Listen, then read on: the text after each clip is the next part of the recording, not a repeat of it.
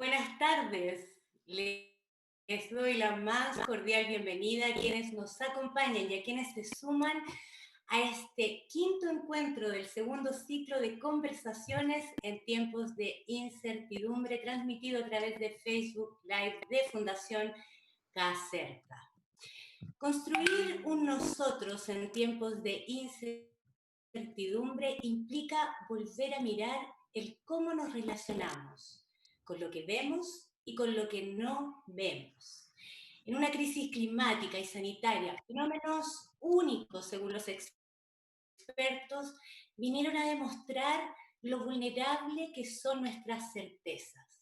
La invitación del miércoles es a conversar sobre el quinto nivel de nuestro mapa de desarrollo humano, construir un nosotros en tiempos de incertidumbre desde la visión de Ricardo Rossi, filósofo y biólogo, promotor de la ética biocultural, quien en sus publicaciones postula: paradójicamente, la mayor parte de la diversidad animal está compuesta por pequeños organismos que permanecen invisibles en la cultura global y están subrepresentados en la filosofía, en la ciencia y en la educación.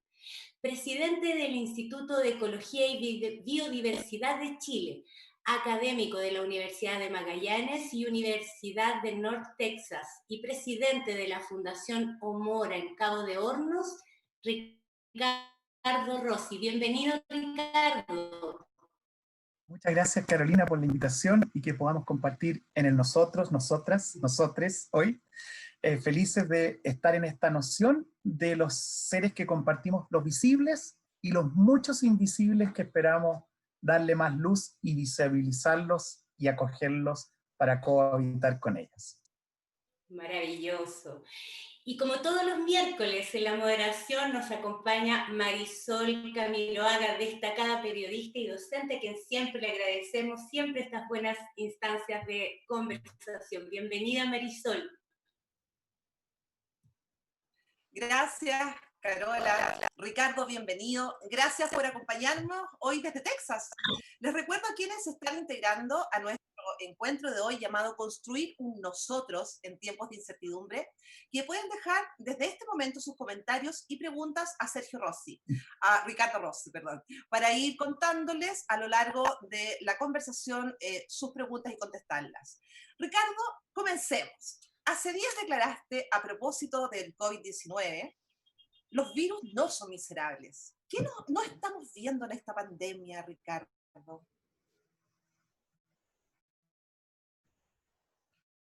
No son miserables porque, mira, en la gran diversidad de seres biológicos, seres humanos, cultura, la mayoría son preciosos. ¿En qué sentido preciosos? En que la delicada red de la vida depende de cada uno en estas interrelaciones. Imaginemos que estamos en la zona central, que ahora se ha visto regada de lluvia, y estamos, ¿no es cierto?, en las faldas de los Andes, las laderas que están mirando más hacia el norte, en general uno ve cactus, ¿no es cierto?, ve más seco, le llega el sol directo, y las laderas que miran hacia el sur, hacia la Antártica, digamos, son más húmedas porque el sol no les llega tan directo. Entonces uno empieza a ver que ya el sol, en estos valles que bajan de los Andes, determina qué tipo de árboles, qué tipo de vegetación hay. En cada uno de ellos, en cada una de esas laderas que están al lado de Santiago y que siguen con valles transversales hacia el norte, por el Limarí, por el río Elqui, por el río Copiapó, y después, bueno, llegan al desierto de Atacama, ¿no? Pero en esta zona central de Chile que llega después hasta Puerto Montt, más o menos con valles, cada una de esas vegetaciones es posible porque en el suelo hay miríadas, realmente miríadas de bacterias y virus que hacen posible que las raíces de esos árboles absorban el nitrógeno, absorban el potasio. Y esto que es raro, lo llamamos salitre. Absorban los nutrientes naturales de la tierra, ¿no es cierto? Entonces, gracias a los virus, gracias a las bacterias, tenemos esta exuberancia de vida que es más árida hacia el norte en nuestro país, más exuberante y húmeda hacia el sur, pero en el sustrato, en el suelo, en los ríos y en la atmósfera andan todos estos seres que en algún momento Leeuwenhoek, que fue el inventor del microscopio, comenzó a mirar, pero estos son más chiquititos. Entonces, la primera invitación es a tomar conciencia de esta gran diversidad y, como en todo, dentro de la diversidad, hacer un diagnóstico. Pucha, dentro de estas miríadas de bacterias, estas miríadas de virus, hay algunos que son problemáticos. ¿Cómo los tratamos? ¿Cómo nos relacionamos? Pero la mayoría nos regala salud. Y finalmente decir que así como vemos las laderas a lo largo de los Andes, que están en todo Chile, miremos nuestros estómagos, nuestros cuerpos. No somos tan distintos y no nos horroricemos en los auditores, no nos horroricemos con esto. No somos tan distintos de los vacunos. Siempre decimos, ¿no es cierto? Los rumiantes tienen este estómago que hace la digestión de pasto y nosotros no podemos comer esa fibra como lo hacen ellos. Sin embargo, estas biotas de nuestros intestinos nos dan el temple, nos dan las hormonas, nos dan la digestión, incluso nos cambian los estados de ánimo. Y una persona enamorada tiene una biota intestinal y una persona que está con angustia y otra, y viceversa. Dependiendo de nuestra alimentación, nos va a cambiar el humor, la actitud. Entonces, el decir que los virus no son miserables es primero reconocer que existen en una alta diversidad y que la mayoría de ellos nos están haciendo un regalo de vida del cual ni siquiera tenemos mucha conciencia.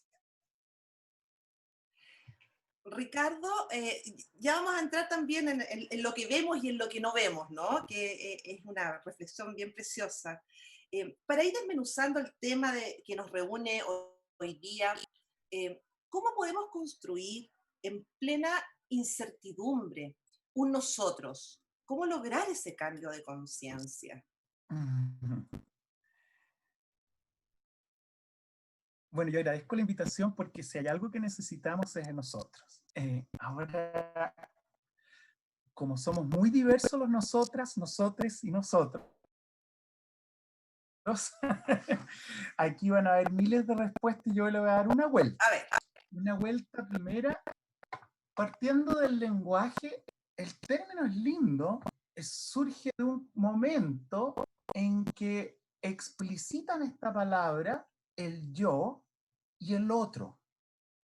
Nos, en el español antiguo y en el latín, era yo.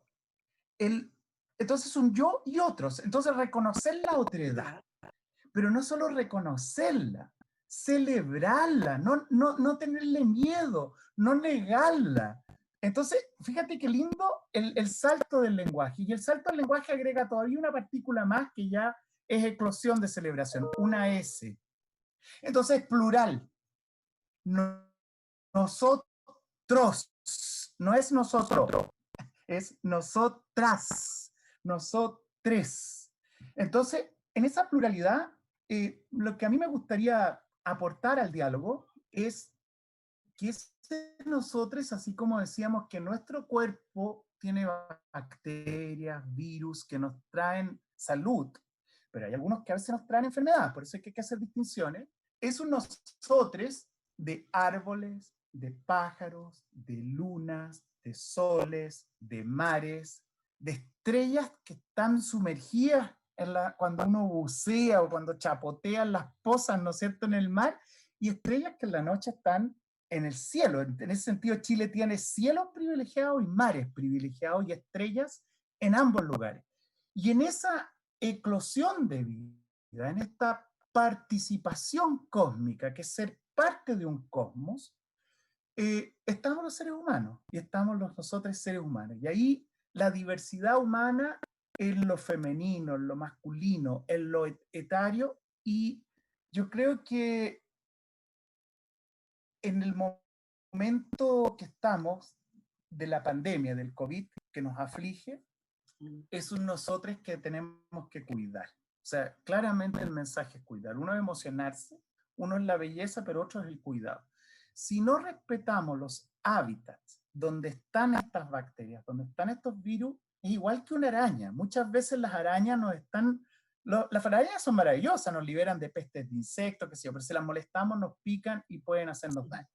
Lo que hemos hecho, hemos ido a molestar a estos virus, a estas bacterias, y nos están haciendo un daño en parte, de acuerdo a lo que entendemos desde la ciencia, por la destrucción de los hábitats. Por lo tanto, el nosotros ahora viene a la noción de un hábitat que es el hogar compartido, ¿no es cierto? Y cómo cuidamos este hábitat, y hay una noción bien bonita y central de la ética biocultural, el de cohabitar.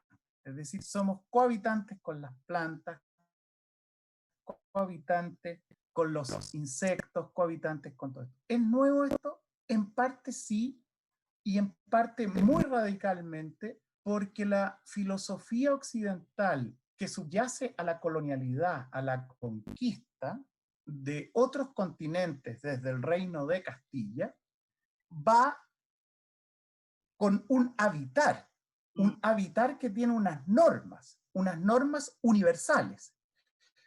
Pero como cada cultura es diversa, dentro de esa universalidad y dentro de esa mentalidad lineal y de conquista, viene la resistencia, incluso dentro de los conquistadores.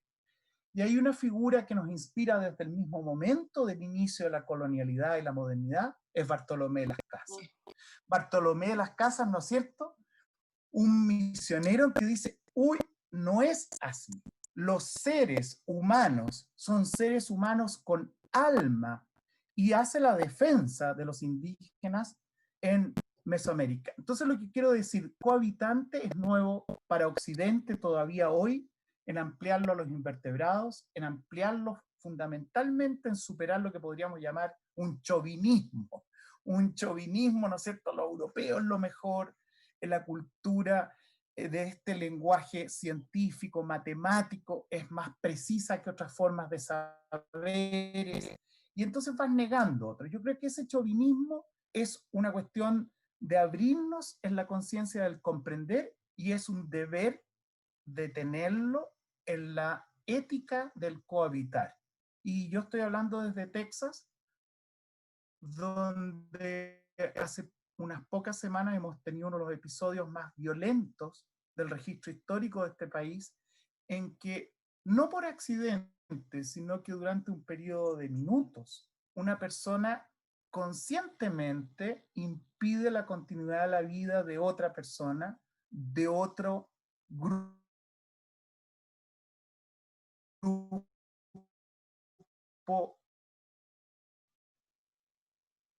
ninguna excusa, y afortunadamente se están tomando las medidas en este país desde el cual estoy hablando para hacer justicia, ser justo con la vida en la diversidad humana y la diversidad biológica.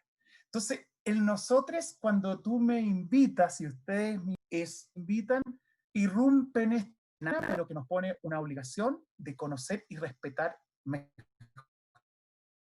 Esa es la primera parte del nosotros. No sé, Marisol, cómo te suena en el eco. Hace mucho sentido, además, especialmente con lo que hoy día nos reúne. Recién algo comentaste de este pensamiento lineal, ¿no? Que era el que de alguna manera se ha venido, por lo menos en la cultura occidental, ¿no? Manifestando durante muchos años. Pero ahora se habla mucho del pensamiento circular. Entonces, desde esa visión que tiene que ver mucho con lo ecosistémico que tú estás planteando, ¿cómo ese pensamiento circular, que ahí viene la otra parte de la respuesta, nos ayuda a enfrentar o qué hacer para poder asumir este verdadero cambio de conciencia? ¿En qué consistiría este cambio de conciencia para ti? Precioso hacer la tensión entre lo lineal y lo circular.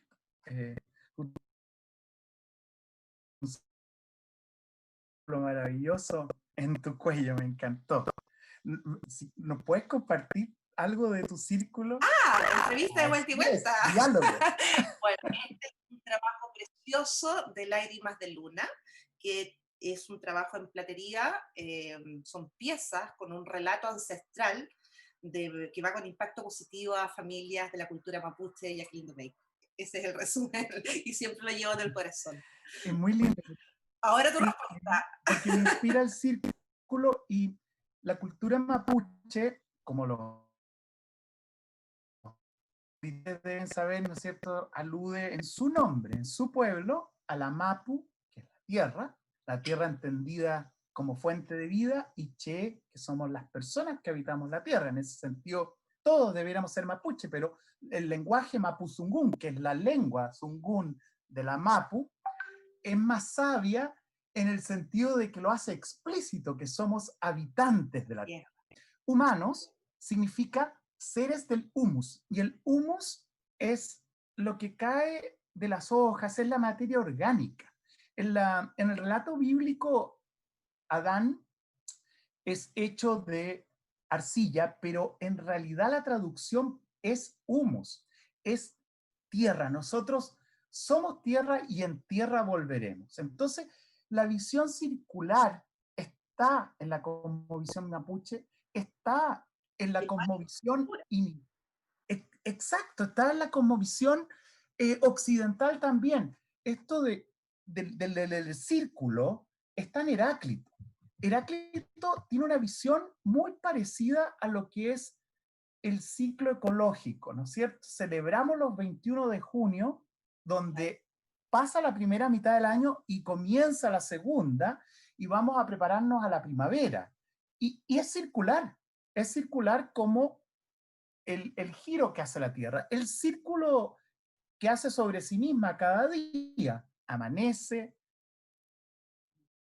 se pone el sol, ahora se estará poniendo, y esa noción circular es distinta que una noción lineal de una fe en un progreso continuo que está por llegar en un futuro y nos hace como olvidarnos del presente, es decir, la promesa permanente de que algo mejor llegará, y decir, no, lo que importa es el estar en este momento.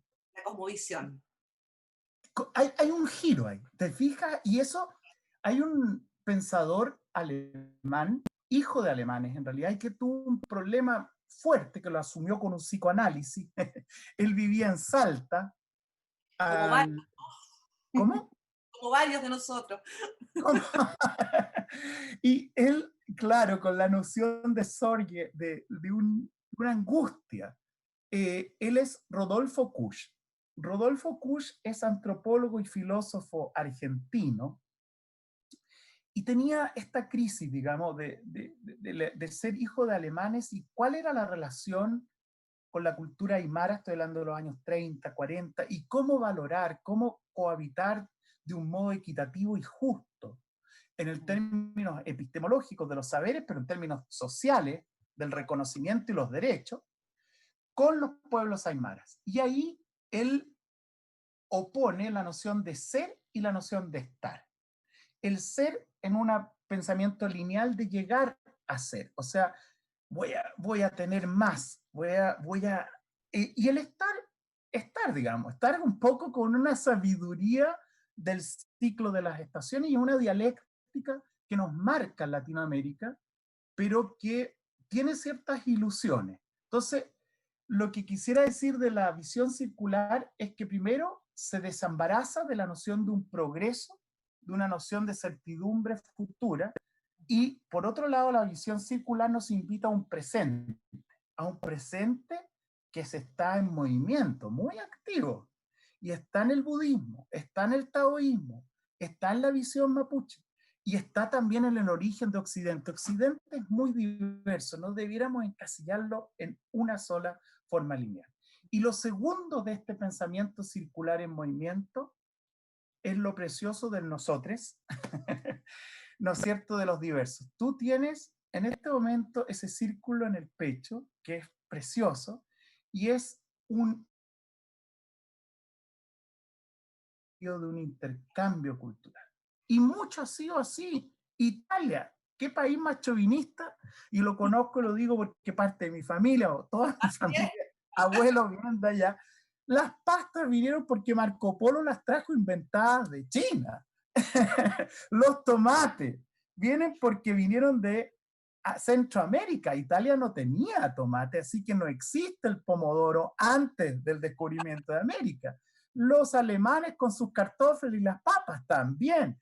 Entonces, había un intercambio. Hoy somos lo que somos por esos intercambios y tenemos que reconocer y asumir esa diversidad tanto en lo cultural como en lo biológico y el llamado del COVID y el llamado del movimiento social que nos interpela es a un marco legal que tenga respeto y derecho de cada uno de los diversos grupos. ¿Cómo? Bueno, eso cada uno vamos aportando una hebra y Ya vamos espero... a entrar yo sé, un tema que tú postulas, que es la justicia socioambiental. Ya lo vamos a tocar ya. Ricardo, quiero tomarme un segundo para agradecer los saludos por ahora de la gente que nos está escuchando, invitarlos también a que dejen sus preguntas para que Ricardo las vaya contestando a través de la conversación. Saludos de Carolina Herrera, de Juan Carlos de Chiloé, María Misol, Eliana de San Pedro de Melipilla, Jimena de Puerto Varas, Eliana, excelente combinación, biólogo y filósofo, eso va dirigido a ti. Karen Herrera, qué bella mirada de los virus y las bacterias. Somos naturaleza, somos lo que comemos, María Sol. Jaime Varas, biocentrismo. Sandra Gallo, son comentarios que están llegando. También, bienvenida. Elkin Acosta, son los mejores, mi experiencia fue con ustedes y les debo mucho a mi aprendizaje. Bueno, gracias a todos los que nos están siguiendo. Por favor, dejen sus comentarios en el Facebook Live de Fundación Caserta y las preguntas para que Ricardo las vaya contestando. Ricardo, a raíz de un poco lo que estabas conversando y reflexionando recién, yo sé por ahí que eres admirador de Óscar Castro, este gran poeta de nosotros de Rancagua, quien escribió En Tierra Ajena. Sí. Lisandro Pozo siente la tierra, la ve con los ojos y con los pies. De hecho, forma parte del prólogo de tu libro, Naturaleza en Sociedad. Y te quiero llevar desde tu lupa, que también me encantaría que se los explicaras a las personas que los escuchan. ¿Cómo articulamos la relación con los otros? Ya hablamos de nosotros, ¿no? Vamos ahora a la relación con los otros, desde tu mirada, que es la ética biocultural.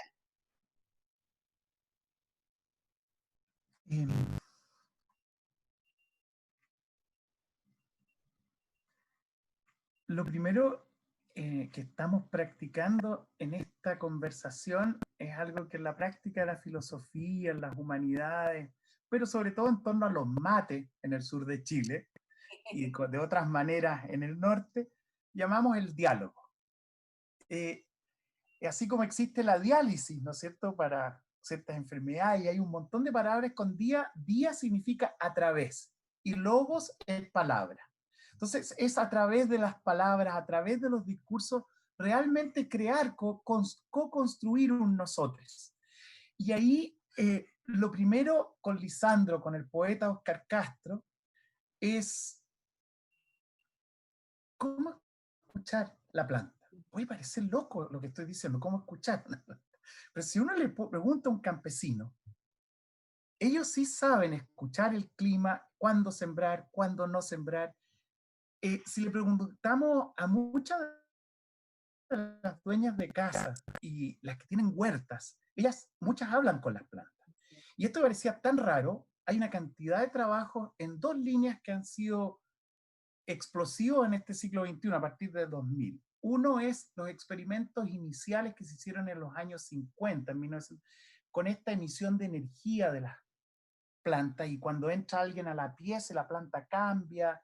O sea, todas estas radiaciones que ahora ya está comprobado, no es algo esotérico, y hay formas físicas, de electrónica, y hay una forma etnográfica que tiene cada vez más evidencia empírica. Una de ellas, en el altiplano, es con las papas.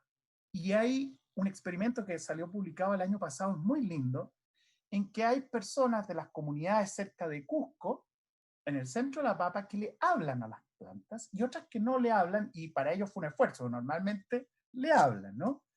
Y las papas a las cuales se les hablan generan estos tubérculos más robustos, más sanos, y ahí entonces le quedará a la otra parte de la ciencia, las ciencias naturales, explicar algunos mecanismos, pero las ciencias sociales, en este estudio etnográfico, validado con algunas pruebas de las ciencias naturales muestran que efectivamente hay una relación de afectos que es posible tener cuerpo a cuerpo, corporalidad vegetal, corporalidad animal. Esto nos puede parecer extraño, pero los campesinos lo conocen, pueblos originarios lo conocen. Dentro de la civilización occidental hay muchas historias. San Antonio de Padua hablaba con los peces y los peces venían. San Francisco es conocido que él hablaba con el lobo, y un lobo feroz, ¿no es cierto? Daniel, el profeta Daniel, calma a los leones y apacigua a los leones. Bueno, los que tienen los caballos, tenemos, ¿no es cierto?, un campeón mundial con el caballo Guaso en 1950, ¿no es cierto?, en Viña del Mar, hace un salto en que en el tercer salto, fíjate, hay una fusión tal entre el carabinero, que era, tú te acordarás del nombre y me vas a complementar, y el caballo Guaso, que salta en la vara. ¿Cómo está esa? Sí. Un tremendo, y le ganan a un italiano, que tenía el récord mundial anterior. Entonces, el punto que quiero decir es, no nos cerremos a la posibilidad de escuchar a seres que no son humanos.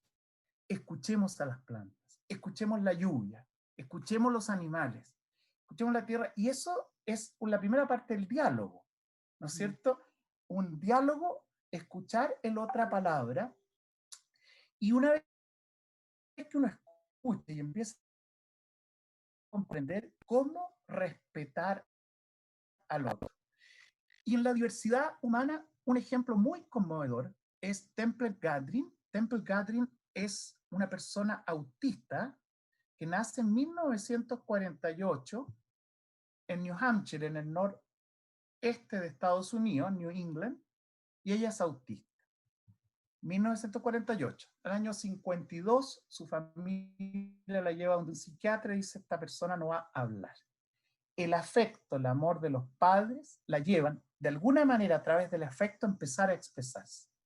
Y en la escuela tiene un profesor, y el afecto del profe, del maestro, la lleva a ser científica. No solo a ser científica, sino que a descubrir este amor tremendo que ella tiene por los vacunos y por los caballos, y llega a ser en Arizona un doctorado y cambia el sistema de producción de carne de vacuno en Estados Unidos en los años 60, porque con su autismo, con su dificultad de tener relaciones con otros seres humanos que son distintos a ellas y que no la comprenden mucho, pero en su obsesión ella se comunica ojo a ojo con los caballos, con las vacas, y diseña un sistema circular que evita el dolor de las vacas, y hoy se ocupa, tiene un beneficio económico también, no sé, ahí tú ves el pensamiento sistémico, no niega lo otro, pero ella hasta el día de hoy tiene 72 años, está viva, es una activista, ha escrito libros preciosos, y nos enseñan a cuán distintos pueden ser los diferentes modos de mirar humanos. Y esa es una diversidad que realmente es tan diversa como la diversidad de géneros, la diversidad de etnias. Y al darle la oportunidad a Temple Grandin, nos ha dado un regalo para toda la humanidad, de que ella ha sido la antenita, los ojos de ver la otredad en nosotros, de los caballos, las vacas, y después ha escrito sobre muchos animales, porque con su capacidad de autismo, entonces tiene capacidades, superan la normalidad de los seres humanos. Pero lo que quiero, el mensaje es descubrir lo precioso que tiene este otro y luego respetarlo y darle oportunidades y no marginarlo, oprimirlo, segregarlo, etcétera. ¿No es cierto? Que uno parte, eso no es pensamiento lineal. Entonces, circular, y es complejo como una madeja en que nos tejemos entre todos en un cohabitar que es más rico, más afectivo. Qué lindo testimonio que nos acabas de entregar, Ricardo. Ahora, hay una reflexión. Yo sé que ahí nos vas a poder contar mucho más, pero te lo planteo para que la gente que nos está escuchando también pueda conocer de esto. Si Darwin evolucionó en su con los fueguinos en Tierra del Fuego hace 200 años, una reflexión de valorar saberes de diversas culturas, algo que hemos estado esbozando en las respuestas, ¿no? Originarias, en esta construcción del cohabitar y también incorporando el buen vivir. Ujú.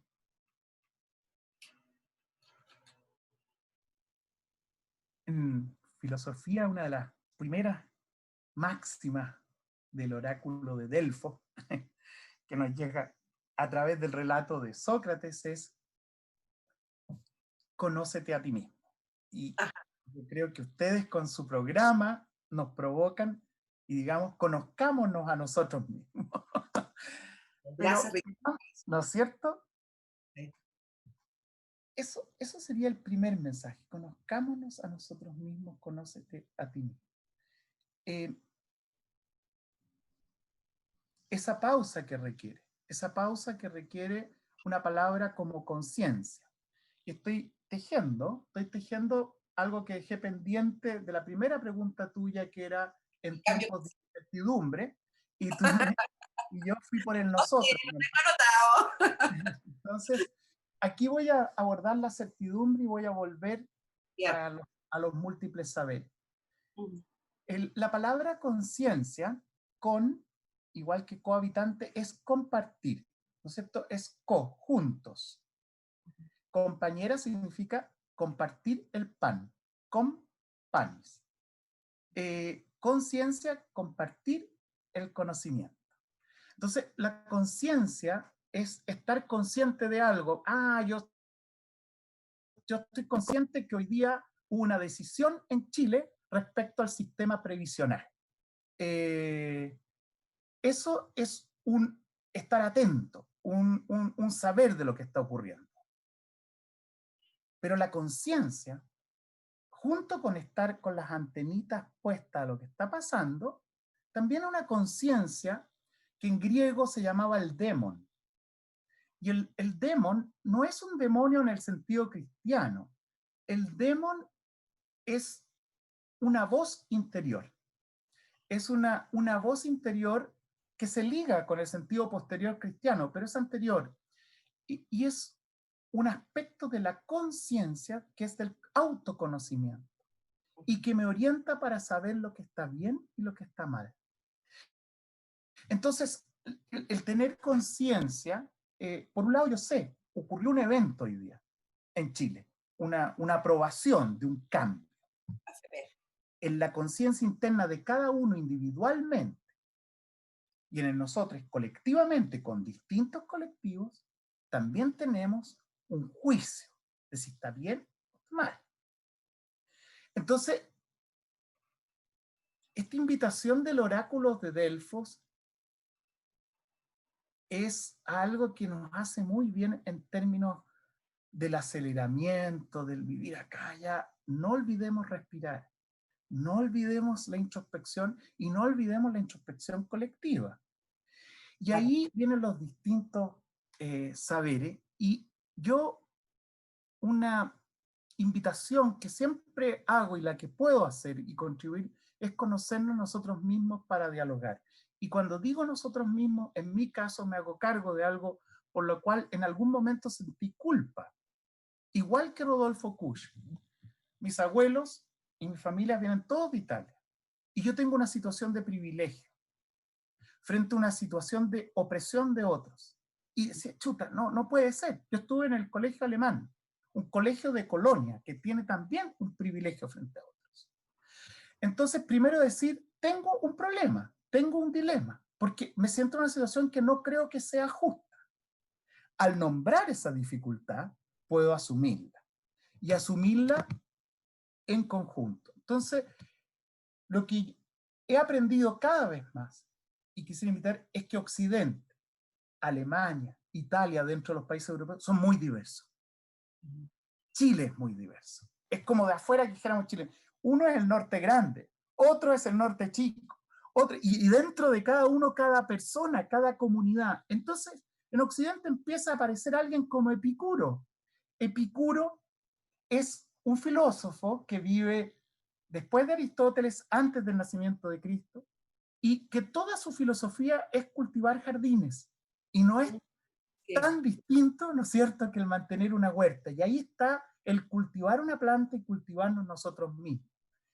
Están los estoicos que no quieren entrar a la ciudad de Atenas porque prefieren estar en el portal, porque afuera está la verdad, no dentro de las paredes de la muralla, amurallada ciudad. Entonces, es muy diverso.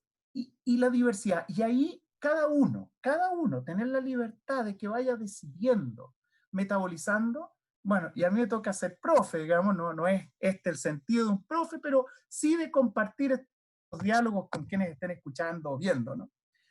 De que, pucha, que hay lindas historias y recuperar el hábito de recuperar historia. Y en ese caso, Óscar Castro le da voz a Lisandro. Y así como está Epicuro, como está Grecia, están los campesinos, están las comunidades de pescadores, están las artesanas que te regalan un medallón tan lindo.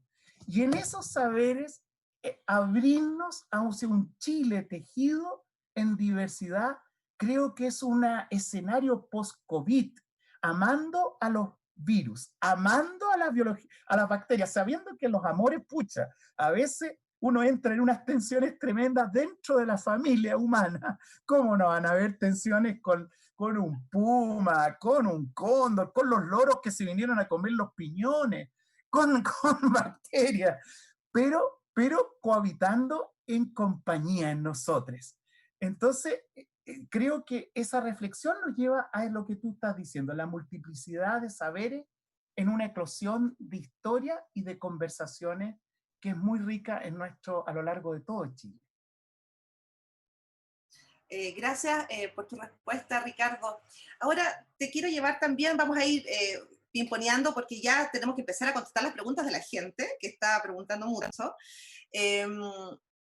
Hasta ahora, en la conservación de la biodiversidad, nos hemos enfocado en lo macro. Tú destacas mucho el valor de lo micro. Sí. ¿Por qué? ¿De qué se trata? ¿Y qué significa eso de la sangre fría y la sangre caliente?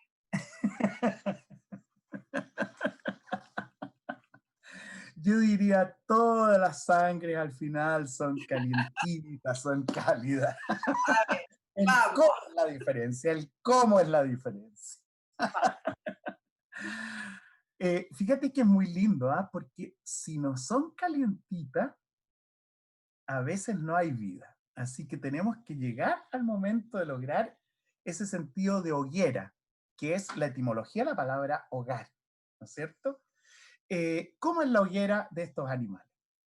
Se llama de sangre fría a las lagartijas, por ejemplo. En Chile tenemos hartas lagartijas, son muy lindas, pero las lagartijas calientan su sangre y, por lo tanto, al calentar su sangre, tienen la temperatura necesaria para las reacciones de las enzimas, de las mitocondrias, ¿no es cierto?, que funcione, y la temperatura para que entonces puedan hacer todo el ciclo que nosotros también lo tenemos en nuestras células, que es el mismo, se llama ciclo de Krebs, que genera la energía para mover los músculos. Y entonces en la mañanita, a los que han estado observando, ven las lagartijas tomando el sol en las rocas, y de a poco se van moviendo. Lo mismo los insectos. Los insectos, las mariposas en la mañanita, extienden sus alas, toman hasta que tienen y ahí echan agua. Y algunos seres, como las aves, han inventado una estructura, no que la hayan inventado, sino que se han generado, que son las plumas. Y las plumas cumplen sobre todo la siguiente función, la que tienen las parcas de pluma o los sacos de dormir de pluma. Esa es la principal función, es decir, tener un saco de dormir de pluma cuando era chico era un lujazo, digamos, y ya un poco más común, pero te tiene muy calientito. Entonces, como tienen esta capa aislante, las aves mantienen el calor. Y así tenemos los búhos, tenemos al chuncho, símbolo de una universidad prestigiosa en Chile.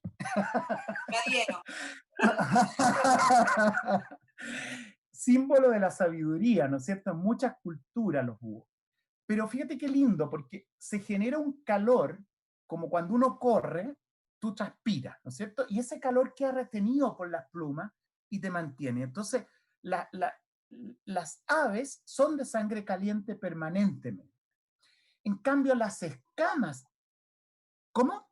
Bosques, la flora.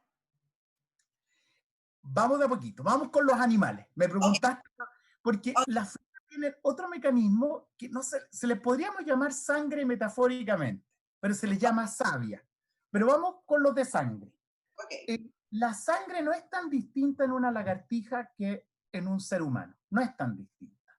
Los ojos de una lagartija son más parecidos a los seres humanos que los ojos de un perro a los de un ser humano. Mira. ¿Y por qué?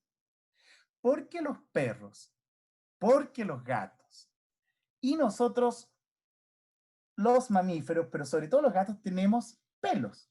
Y los pelos son quienes también aíslan la pérdida de calor. Entonces mantienen el calor. Por lo tanto, los carnívoros, los roedores, las lauchas, los ratoncitos, salen de noche.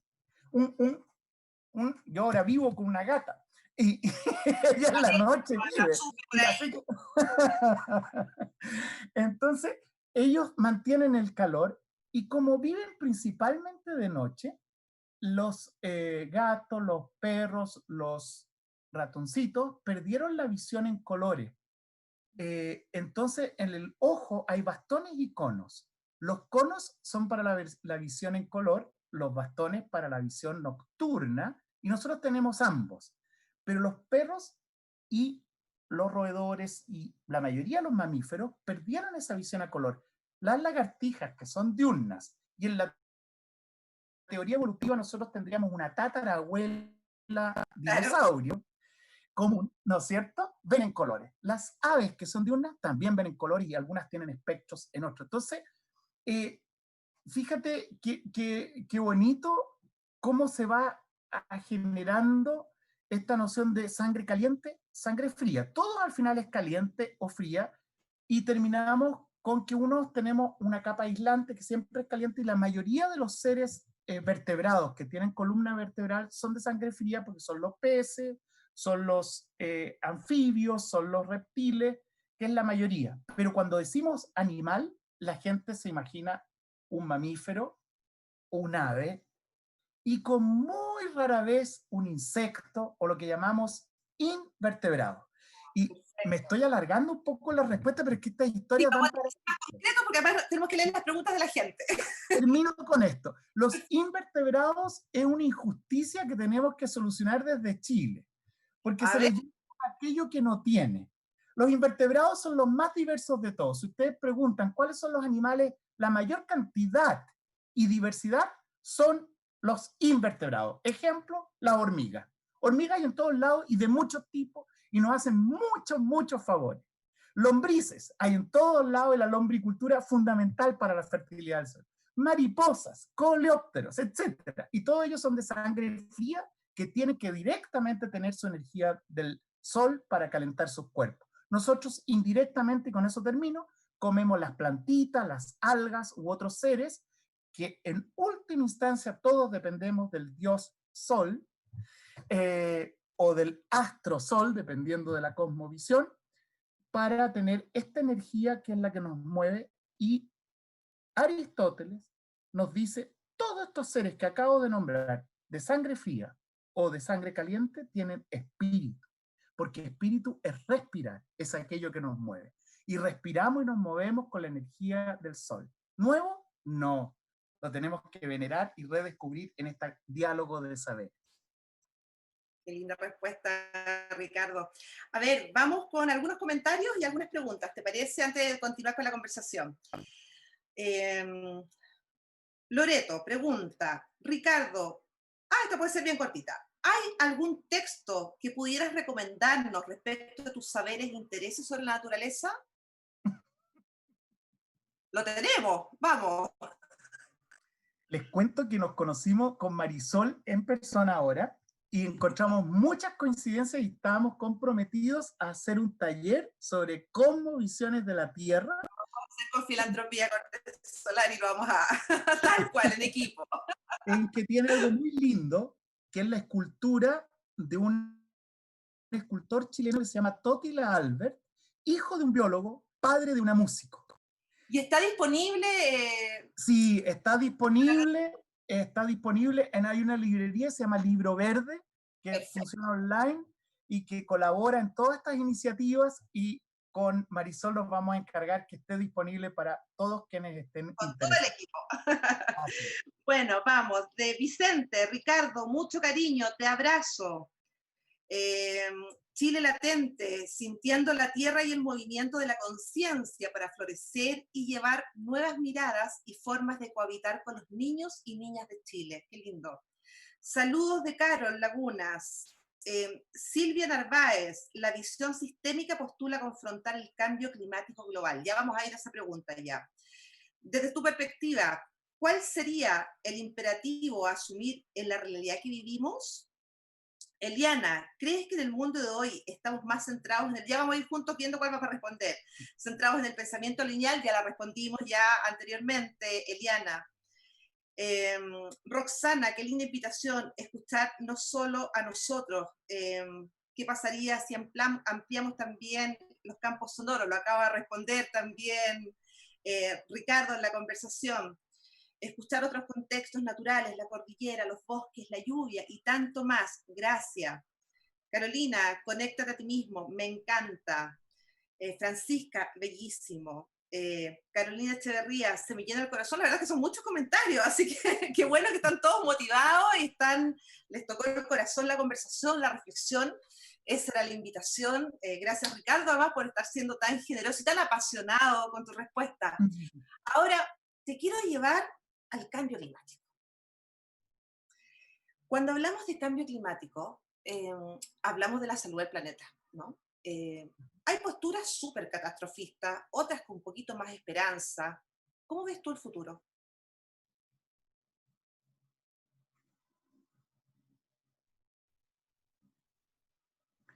El cambio es parte de la incertidumbre, que es tu convocatoria, la convocatoria de este programa. Pero hay una diferencia entre los cambios cuando son cambios de una dinámica, de un flujo, en lo cual nosotros estamos inmersos, y de cambios en los cuales uno tiene una responsabilidad, una intencionalidad y una posibilidad de hacer una diferencia. Entonces, en el cambio climático se habla de los causantes, forzantes, motores,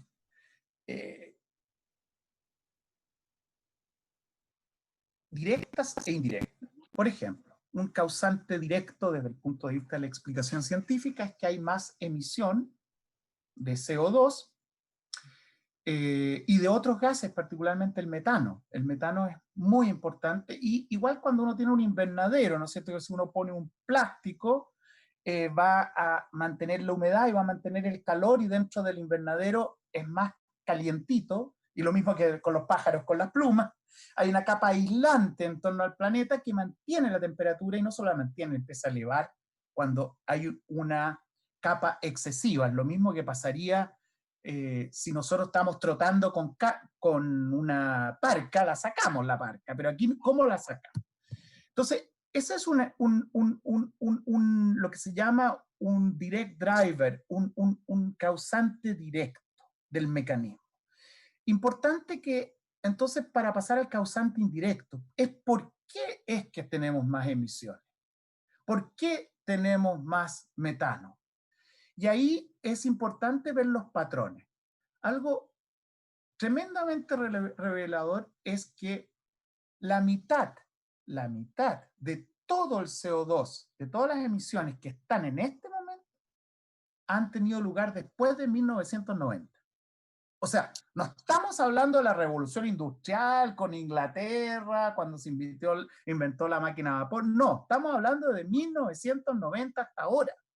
Vean el metano, es más drástico. Cuando vemos las curvas de disparado de plástico, entonces ahora, ¿y quiénes somos nosotros? Tenemos que asumir una responsabilidad. Y ahí es distinto, porque ahí entra una certeza.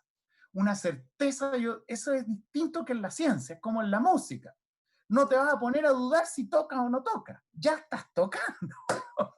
Y uno practica mucho para poder tocar bien. Y esa es la poética, y yo diría que en la ciencia, para poder hacer un aporte, lo primero que el COVID nos enseña y el cambio climático nos interpela es, si nos hacemos cargo de Chile como un laboratorio natural, yo invitaría a quienes nos escuchan a pensar en dos dimensiones que son muy importantes. Una, Chile es único en el planeta en muchos aspectos. No hay otro Chile, no hay otro réplica. Los astrónomos lo han hecho muy bien porque han visto los cielos más limpios y Chile ofrece una plataforma para mirar el cosmos del cual nuestro planeta es un chiquitito punto, pero donde habitamos. Y debemos mirar tanto el desierto, tanto esa zona como el espacio exterior. El sur de Chile tiene las mayores reservas de agua dulce del continente americano.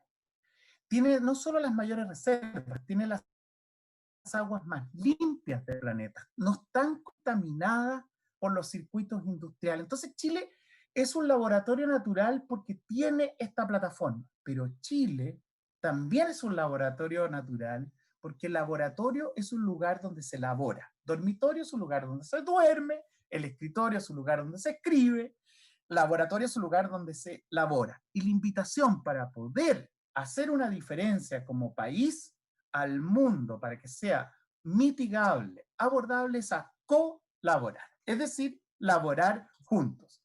Un nosotros con periodistas fascinantes, con científicos fascinantes, con paisajes fascinantes y con comunidades que tienen saberes y que pueden aportar a la solución y que además es un deber tomar en consideración porque muy frecuentemente son las más afectadas de manera directa por la sequía, por los cambios, y ahí necesitamos una equidad, y lo que se llama una justicia socioambiental, que tú la nombraste, es una justicia con estas plantas que escuchamos, con estos insectos, pero también con las comunidades rurales, con las comunidades pescadoras, en que haya una equidad en la consideración, en la valoración de los saberes, en la dignidad de las personas, en la distribución.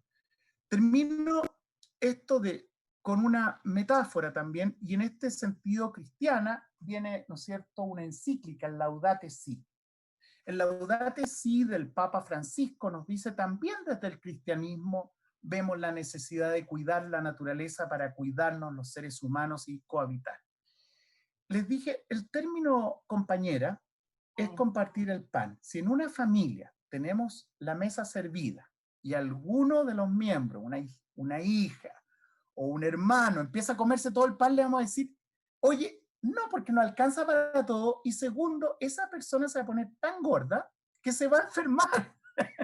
Entonces, esa noción de equidad en el cohabitar, de compartir los hábitats, es un imperativo de la ética que tenemos hoy, pero es un imperativo ético que nos da más libertad, más sustentabilidad, más integridad. ¿Es fácil? No, no es fácil, pero estamos viviendo procesos que nos muestran que sí podemos hacer unos cambios, que no son los cambios climáticos que no dependen de nosotros, son los cambios sociales que sí dependen de nosotros para cohabitar de manera más respetuosa con el planeta y en la diversidad que habitamos la sociedad y la cultura. Yo creo que no se puede hacer ese cambio si no es colaborando. Lo que yo digo no tiene ningún sentido si no tenemos ningún buen ingeniero, ningún buen abogado, ninguna buena dueña de casa. Exactamente. Y los economistas también. Si Oikos es el hogar, Nomos es la administración. Yo creo, eso sí, que lejos los mejores economistas que conozco son las dueñas de casa, que siempre encuentran la forma de tener comida para toda la familia. Ricardo, mira, quiero llevarte una pregunta que nos está haciendo Carolina, que es bien interesante. Tiene que ver, ¿cómo ves estos temas que estás planteando, pero con las generaciones más jóvenes? ¿Cómo producir ese cambio elemental desde las generaciones más jóvenes? Es muy bonita pregunta porque integra además el liderazgo juvenil ahora. Yo creo primero escuchando, o sea, cuando la Greta Thunberg nos provoca, escuchémosla, son ellas, el movimiento estudiantil chileno nos está mostrando. O sea, primero escuchando. Yo ya mis años, yo aprendo de mis estudiantes, no solo los trucos de la computación, sino tanta creatividad que pone un nexo que sí necesitamos no perder, el nexo entre lo cibernético y lo biofísico que nos supera. Entonces yo gozo, yo disfruto. Con mis estudiantes vemos Matrix, ¿no es cierto? La película Matrix, y todos conectados, porque tenemos opciones muy preciosas desde la tecnología, desde las nuevas fronteras del conocimiento, y yo diría dos cosas más que son fundamentales y que son lo lúdico, esta sorpresa que están los gatitos, están en los niños, que ellos los tienen Así y hacen tienen. eso. Sí, eso está permanente. Y algo que sí me encantaría compartir e invitarlos alguna vez si van al Parque O'Mora, donde tenemos, no los telescopios, la lupa, como decíamos, que es la razón cordial, la razón del corazón. Y esto en Occidente es muy bonito que haya sido acuñado con fuerza por un matemático, que es un matemático que hace el cálculo diferencial, inventa una de las primeras máquinas, él es teólogo también, y Blaise Pascal, un francés que vivió cortito en su vida, pero dejó un legado tremendo, dice, lo importante en la vida no se conoce con la razón instrumental, sino con la razón cordial. En los mayas, que a veces he estado trabajando en la zona de Guatemala principalmente, se habla de ver con el corazón. Yo creo que cuando estamos viendo con el corazón, sintiendo con el corazón, nos da la alegría de vivir y ahí tenemos las pulsiones de vida. Yo creo que tenemos que escuchar y disfrutar a todos los niños porque nos da la alegría de seguir viviendo y nosotros solamente estar abiertos con el corazón a reverberar y compartir historias dibujando. Y ellos realmente sí tienen la percepción de que algo hay que cambiar, ¿no es cierto? Y nos están dando muchos mensajes, pero yo diría, en síntesis, la razón cordial y la invitación que quería hacerle a todos es que en el Parque O'Mora hemos hecho una actividad que es delicada, que es el encuentro con las aves, en personas que tienen tiempo, al menos 2 días, tienen la experiencia de sostener aves del bosque en la mano, en que la pulsación del corazón lo sienten acá y la otra la ponen sobre su pecho y ahí tú sientes el latido de 2 seres, en que realmente se entiende lo que queremos decir como cohabitante. Y la alegría de esa compañía, de ese calor, yo creo que es muy equivalente a la alegría de los niños, lo hacemos con programas escolares, esta reconexión de la razón cordial del encuentro corazón a corazón entre distintos seres vivos, entre distintos seres humanos. Qué lindo, Ricardo. ¿Te parece que contestemos otra pregunta que nos está llegando? Son varias, así que vamos a seleccionar. Mira, nos pide un ejemplo. Sandra, ¿podrías mencionar, Ricardo, una realidad donde los cohabitantes de un hábitat han logrado la valoración del ecosistema?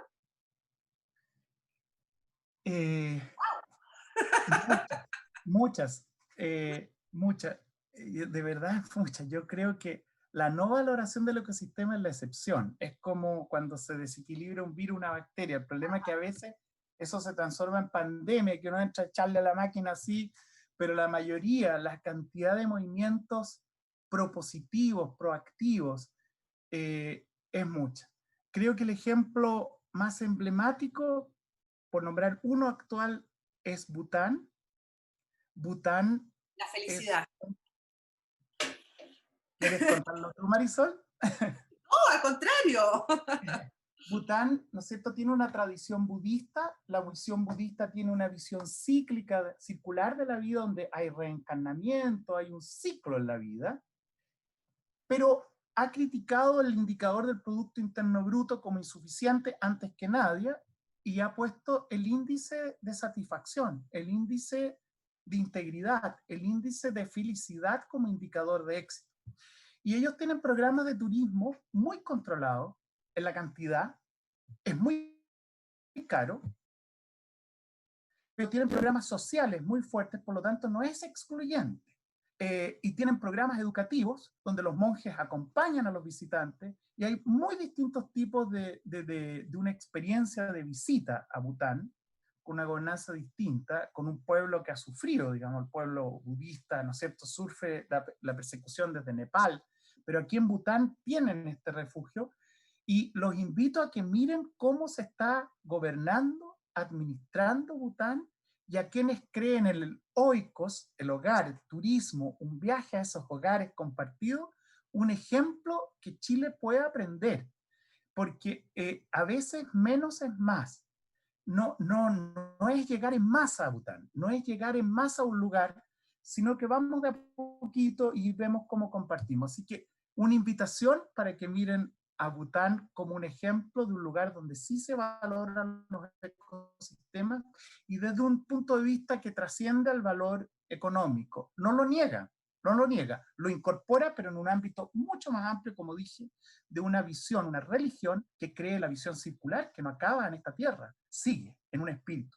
Entonces, ahí el espíritu de los árboles, el espíritu de los animales, el espíritu de los ríos es parte de esta experiencia cuando llega un visitante. Gracias, Ricardo, por esa respuesta para Sandra.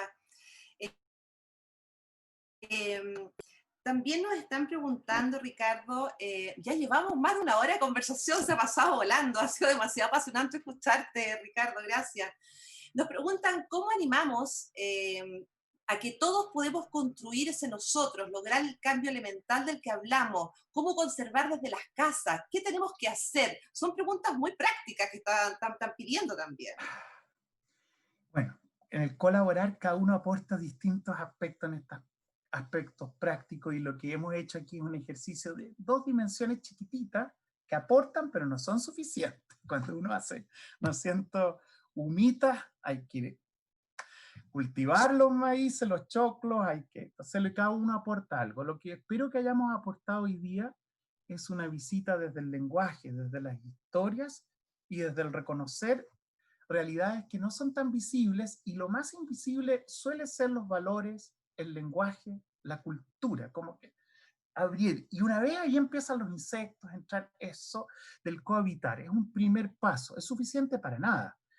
El otro cambio en el cual podemos incidir y que se están dando pasos es un cambio estructural. ¿No es cierto?